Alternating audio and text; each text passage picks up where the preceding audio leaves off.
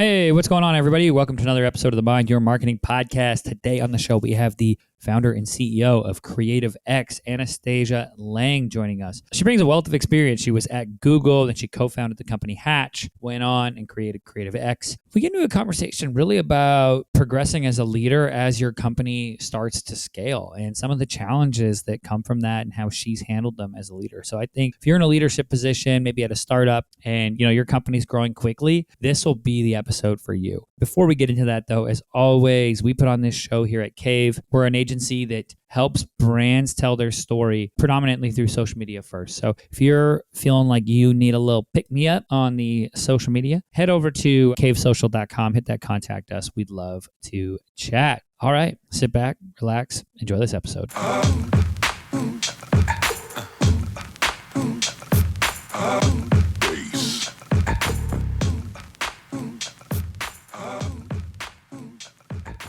What's going on, my beautiful marketing people? Welcome to another episode of the show. Today, joining me from across the pond is Anatasia Leng. She is the founder and CEO at CreativeX. She's got a ton of experience, and I'm excited to have her join us. Anatasia, how you doing? I'm doing great. How are you? I'm good. I can't complain. Yeah, it's a sunny day here in LA. Things are good. I'm excited to have you on the show. Before we hop into, CreativeX and, your evolution as a CEO, I want to talk really about your career to date. How did you get to this point where you're like, okay, I'm going to go and I'm going to found and lead CreativeX? My journey has been a series of happy accidents. So at university, I did not think I was going to go into tech, but I was very lucky in that I worked for my college newspaper, which was sort of very well regarded because it was an entirely student-run newspaper. And a couple of companies, when they came to do on-campus recruiting, invited people to interview for certain positions, which is how I got my job at Google. And I remember Google sort of inviting me to do an initial interview. And I thought, why would I ever want to work at Google? What would I possibly do there? I was a psychology major, so had, nothing to do with tech or computer science. And then went to interview for Google and loved the approach that Google had towards giving teams and people a lot of autonomy. I think a lot of what they were doing at that time was, people were asked to figure out how to do something for the very first time. And that was very exciting to me. And I spent 5 years at Google. I worked on every ad tech and analytics product that Google had during that time. I found myself working on very early stage projects and technologies that Google was just thinking about, do we want to go into this space? Is that what we want to be doing? And all of a sudden, I found myself, my social group, really transitioning towards being a lot of founders and entrepreneurs and CEOs of kind of growing companies. And honestly, I just got the bug, right? I found that my social network had changed and I was spending a lot of time talking to these people who were taking these giant risks. And I just wanted to be one of them, I think is what it comes down to. And I came to this place where I ended up interviewing for a bunch of other jobs about 5 years in at Google. And, compared to Google, nothing felt big enough or exciting enough. And a friend of mine at the time said, hey, I'm starting my own company. And do you want to jump ship and do it with me? And I think I was just looking for a ticket out. And I said, yes. So I left Google in 2012 and started an e-commerce company with my friend back then called Hatch. Hatch was a basically glorified Etsy. That company was not successful, but it did succeed in pulling me out of Google and giving me the experience of what it was like to build a company from the ground up. And I loved that experience. It was stressful and it was exciting, but it was incredibly rewarding and incredibly challenging, and I loved it. And while we were trying to make Hatch work, we stumbled on some insights that led to the birth of CreativeX. And really, I wish I could tell you CreativeX was some brilliant strategic plan that we executed on, but it was really a question of we were so afraid to let Hatch fail that we started to experiment as to what we could do to make our own visual content work better. And in doing so, we ended up building technology that people found more valuable than the e-commerce business we were building. So here we are. Amazing. Now, for anyone who's never heard of CreativeX, or they're like, okay, so what does CreativeX do? Give us the elevator pitch. What does the company do and what is the problems that you're helping companies solve? Yeah, fundamentally what CreativeX does is it powers creative decision making at scale for anyone creating content. And what we focus on is how do we make the content that you produce more consistent, more efficient, more likely to succeed. When you break that down and go beyond the marketing buzzwords, really the problem that most organizations have today is that they're producing a vast amount of image and visual content, at a scale that has basically never been seen before. Most companies would produce over 100,000 pieces of visual content a year. And there is no analytical infrastructure for making sure that not only is their content leveraging their latest best practices, it's consistent with their brand, it's complying with regulation, it is inclusive of all the different audiences and people that they try and market their product to, but that anything they're learning about their content can be instantly applied to everyone making content on their behalf. And so we solve that problem, right? We solve both the providing a layer of data and objectivity behind all the content you produce, as well as then giving you tools to automatically roll out any creative learnings you're getting to all of your creative partners to make sure your entire organization is marching to the beat of the same drum and leveraging all the latest learnings. Amazing. I love that, from actionable insights that companies can use. Now, as the company's grown, and we talked a little bit off air, you go from being a small team, adding team members, getting the seed round, eventually raising money, and you start to staff up. I want to talk to you about your transition as a CEO. How has that been, going from maybe being, a few team members where you're 10% of the, workforce, so you got to get in and get your hands dirty. You have, a few people responding to you, to actually, as you scale up, putting in some sort of management structure. How has that been as a learning experience? Has there been any takeaways or anything for, you could give to somebody else who's maybe in a high growth stage of their company as well, to look out for, as a leader of the company? It's a really difficult question, and one that I would by no means say I've nailed, but it is something I think about a lot. And I think it changes dramatically, right? So when you're at least when I was a seed stage founder and we were just trying to get to product market fit or get that initial fundraise, the reality is you do everything. And you kind of have to, at least I did, maybe because we didn't have a lot of money and we didn't have a lot of people. And so we focused all of our initial hiring on engineering who would build the product. And I was pretty much everything else. And I did everything else, whether it was office management, fundraising, hiring, marketing, sales, basically I did it all. I was the commercial organization for the business. And then as the business grew, I tried to be very honest with myself about, what is really my value and what is my job and what does the team need from me? And there are a couple of things that I found really helpful in that process. The first one is really just expectation setting. So what I mean by that is at every major fundraise event and really every year, I sit down with our board and our investors and our team and ask them, what do you need from me as we head into next year? And that really helps me understand, what do they think a good CEO is? What are the things that I need to deliver? What are the things I'm not thinking about that I should be thinking about? One of the other exercises that I do is, and I've started actually doing this with my management team, is every year or so, I create a pie chart of, on an average day, week, month, whatever the right cadence is for you, what do I spend my time on? And then I create another pie chart, which is, what should I be spending my time on and how should my time allocation actually be? And what this does is it gives me a blueprint for thinking about, how do I get rid of the pieces of the pie where I'm currently spending time on that I shouldn't. And that I've gone through that exercise with, again, members of my management team. I do it every year. And I find that it is a very good way of objectively figuring out where you're spending your time that you shouldn't. And then either ideally delegating that to other people or hiring more people to help you scale yourself and the business as you grow. And this exercise of having semi-regular check-ins where we figure out, am I and is my management team spending our time on the right things, has been really effective and helpful at thinking about how to let go of stuff.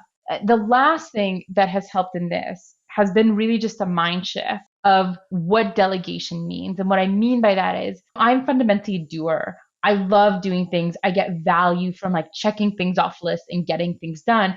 And sometimes I see that as my value to the team, right? As you have a problem, I am in there in the trenches helping you solve it. But sometimes that comes at the cost of doing what the company most needs me to do, which, maybe isn't editing an image or helping you rewrite a subject line for an email. And so one of the things that my coach has helped me see is that my trusting other people with responsibilities that I currently have is actually a gift to them. And he's encouraged me. I don't know if you've ever read a book about love languages and the 5 different love languages there are.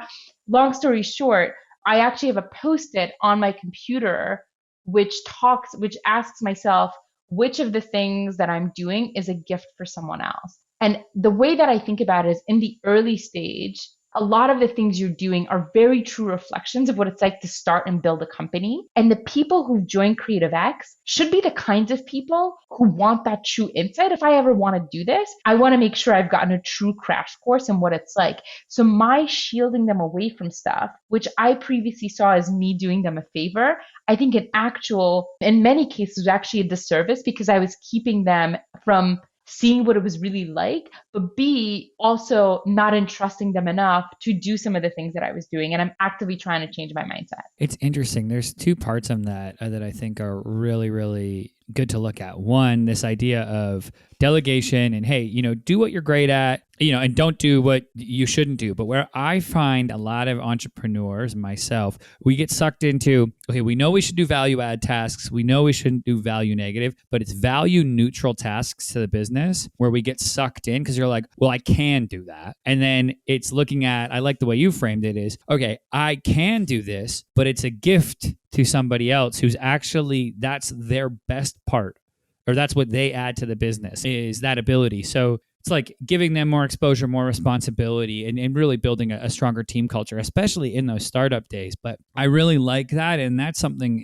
anyone listening who's in a leadership spot right now, look at that. Say, re-examine what delegation means for you. I have a priority list every day. I make a list where it goes top priority, medium priority, low priority, delegate. And that's just like everything goes in a list and then I just go and move them around every day because I'm like you. I take pride in like knocking things off the list, and I've had to re-examine my relationship with just like getting things done because I think it's so crucial as an organization scales that we scale back are like just being in the minutia and being in the trenches and trusting people that, okay, I hired you because I believe in you. And I believe you can fix and solve this problem, go bananas. Yeah, it's interesting. Now, as a cadence, like how often are you doing these meetings with your management team?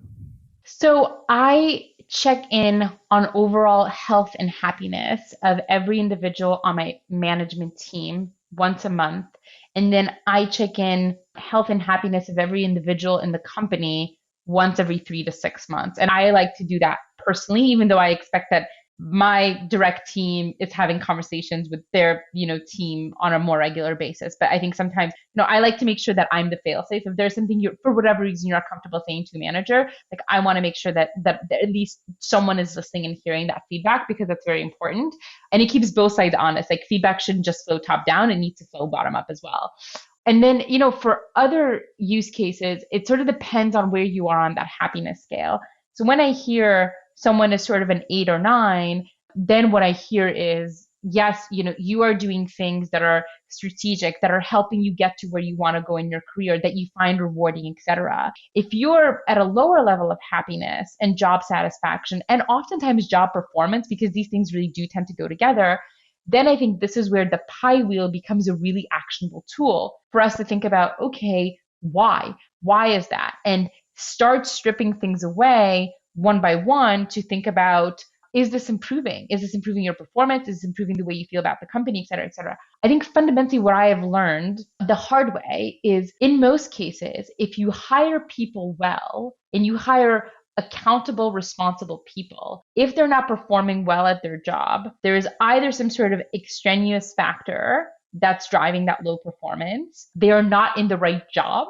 So you have to recontextualize them. Or again, you've just hired wrong and there's something that your recruiting or hiring process didn't catch. I love this idea too of checking in with people because, and you said something extraneous to the job, that it's like people go through shit and we have to, as leaders in our company, understand that work is a part of life and that like sometimes our staff are going to have problems with family, problems with friends. They're going to be dealing with something that maybe is outside. They might love their job and everything, but I think that having those check-ins allows us to just be more empathetic leaders to understand, okay, like this is the whole, Yes. We're never going to see the whole picture, but we can see more of the picture and start to understand our team and ultimately be there too. That might be the time where as the CEO, you need to, hey, I'm going to help you out. I'm going to do some of those tasks and hop back in because I know that Johnny Joe's having a tough week and there's something going on that, is actually happening that's pretty emotionally heavy for that person, Yes.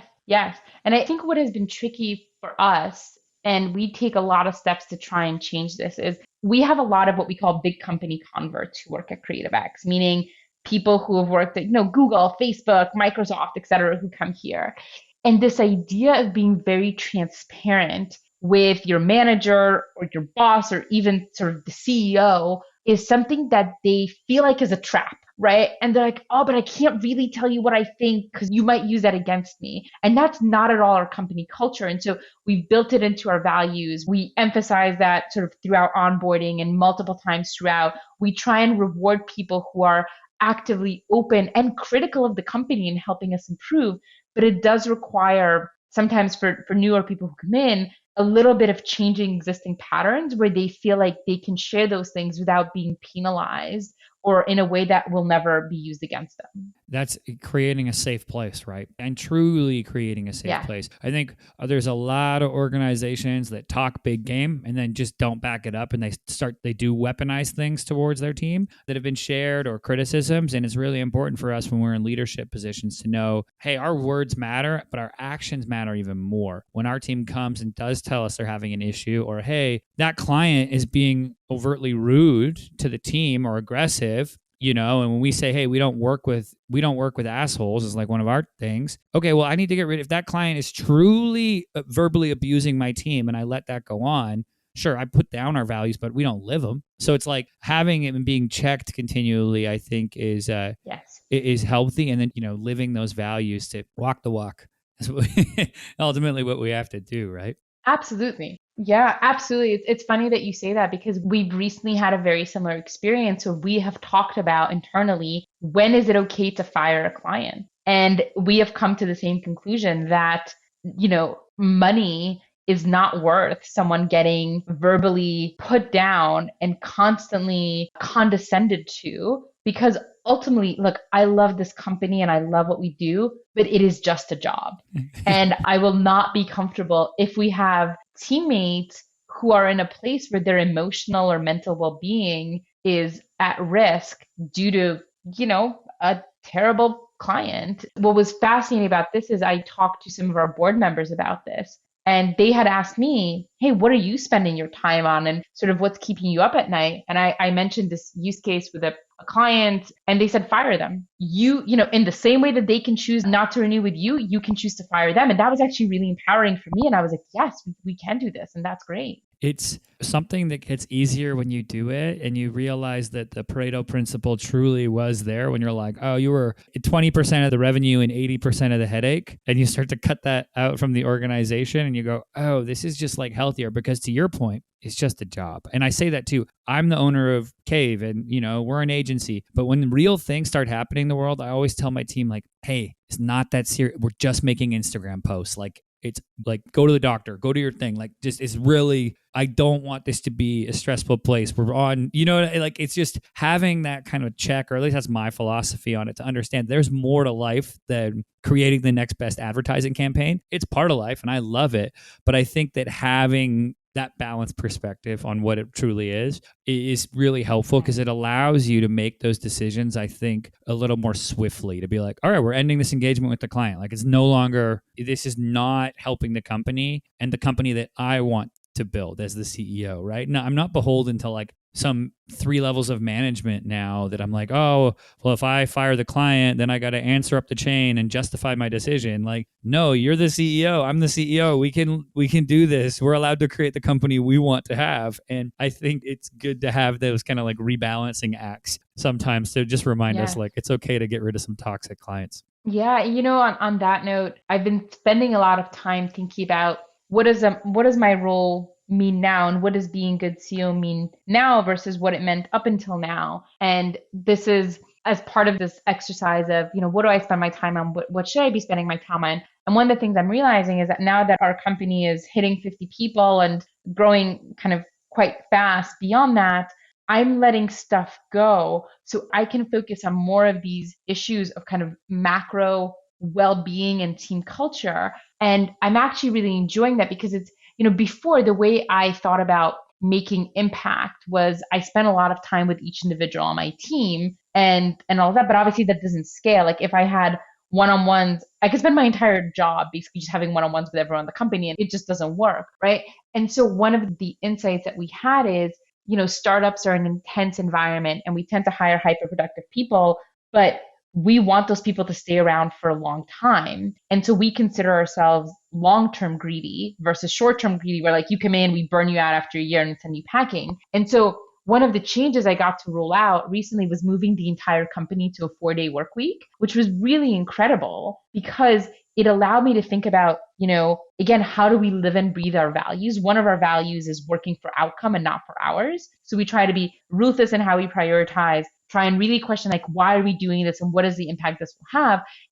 We want people to do their job really well, but that means saying no as much as it means sort of saying yes. But as we were thinking about the way we organize the work week, we thought there is more we can do to help people work for outcome, but also really reward them and allow them to continue elevating themselves and growing themselves outside of just the things they do for work. Because everyone we hire is like really ambitious and has aspirations outside of their job. But the weekend is often not enough time to pursue those things, especially if you have a family, right? So you literally have no time to yourself. And so anyway, it's been a really interesting change that we've rolled out that I think I wouldn't have had a chance to do were I not letting go of some of those more in the weed day-to-day tasks. I love it. I love looking at that, the macro, and making some wholesale changes like that can really have impact. Anatasia, this has been awesome. For anybody who wants to learn more about CreativeX, where should they go? And two, anybody who wants to connect with you online, is there a preferred platform or place that they should reach out? Sure. Yeah. CreativeX is creativex.com. So that's the word creative with an X at the end. And then for me, I'm an inbox zero person. So I will respond to and check all my emails. And it's just my name, Anatasia at creativex.com. Amazing. Thank you so much for coming on today. I love this chat, and thanks for taking the time. Yeah, thanks for having me. Awesome. Cool. So everybody, thanks again for coming to the show, listening. As always, I'm your host, Jordan Shelton, and I'll catch you next time.